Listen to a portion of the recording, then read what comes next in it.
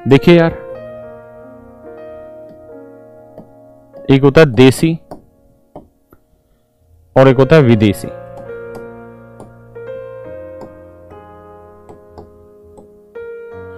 एक तरीका भैया देसी तरीका, एक है विदेशी तरीका।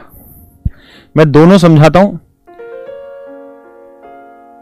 काम देसी भी करेगा, काम विदेशी भी करेगा, लेकिन अब यहां आपके ऊपर चीजें हैं। देखो यार, मैं ना अभी आपको पढ़ाने से पहले, मैं थोड़ी देर पहले पढ़ रहा था, तो मैं सच बता रहा हूं, मैं खुद डिसाइड नहीं कर पाया कि मैं कौन सा मेथड बताऊं स्क्वायर निकालने का। तो अल्टीमेटली मैं कंफ्यूज हो गया कि क्या बताऊं। फिर मैंने यही सोचा कि यार कैलकुलेशन ऐसी चीज है कि मैं आपको समझा नहीं सकता पूरी तरीके से, लेकिन यह है कि कैलकुलेशन आप 100% अपने आप से समझ सकते हैं।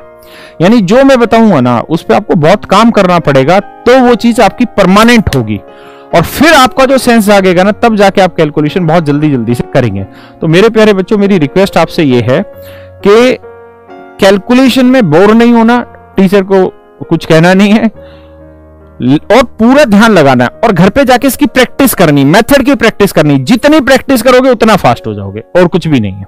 मैं खुद कभी बैंकिंग नहीं पढ़ाता हूं, ठीक है, कैलकुलेशन नहीं पढ़ाता हूं, लेकिन अब मुझे पढ़ानी पड़ रही है, ऑनलाइन है, और मैं खुद डेवलप करता हूं, बहुत सारी चीजें सीखते हैं, तब आपको बता रहे होते, इसलिए मैंने आपको अपना एक्सपीरियंस बताया। आज ये जी देसी मेथड पे देखिए यार दोस्त, कैलकुलेशन फास्ट होनी चाहिए आपकी। देसी मेथड, पहले 2 अंकों का ले लेते हैं, 2 अंकों का वर्ग, ठीक है।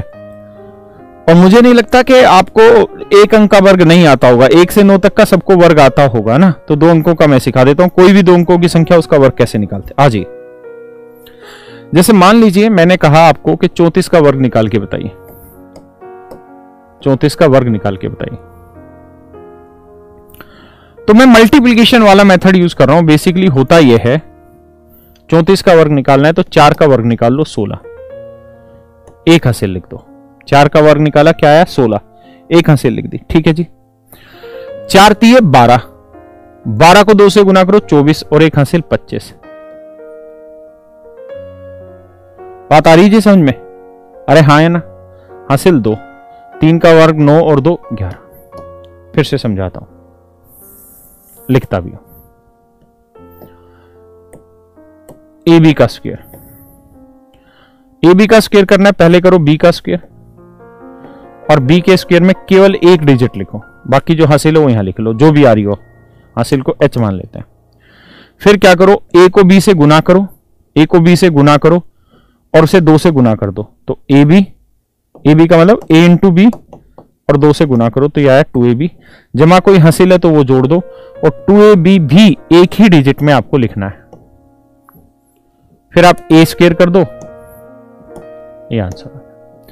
आप कहें जी ये तो कुछ जाना पहचाना लग रहा है, बिल्कुल जाना पहचाना है, ये a प्लस बी का होल स्क्वायर अप्लाई कर रखा मैंने, ठीक है जी। अब सवालों पे इस्तेमाल करते हैं, वहां से बात समझ में आएगी। जैसे मान लीजिए मैंने कहा आपको 25 का वर्ग करके बताइए, सिर्फ समझना ध्यान से। 5 का वर्ग करा 25, हासिल आई 2, 5 दूनी 10, 10 को 2 से गुना करो 20, 20 और 2 22, हासिल आई 2, 2 का वर्ग 4 और 2 6, ठीक है जी। और नंबर लेते हैं, मैंने कहा जी 37 का वर्ग निकाल के बताइए, तो 7 का वर्ग 49, हासिल आई 4, 7 21, 21 का डबल करो 42, 42 और 4 कितना हुआ 46, हासिल आई 4, 3 का वर्ग 9 और 4 13, 1369। बात आ रही दोस्त? निट्टू 1369 आ रहा है ना भाई। 37 का वर्ग देखिए, 7 का वर्ग 49, हासिल 4, 7 21, 21 दूनी 42 और 4 46, हासिल 4, 3 का वर्ग 9, 9 चौक 9 और 4 13, ठीक है जी। 1369 आ रहा है। मैं आपको कहूं कि जी बताओ जी 87 का स्क्वायर निकाल के बताइए क्या होगा। तो 7 का वर्ग 49, हासिल 4, 8 7 56, 56 का 2 गुना करोगे 112, 112 और 4 116, 112 और 4 116, हासिल आई 11, 8 का वर्ग 64 और 11 करोगे तो आएगा 75, तो उत्तर है 75 69।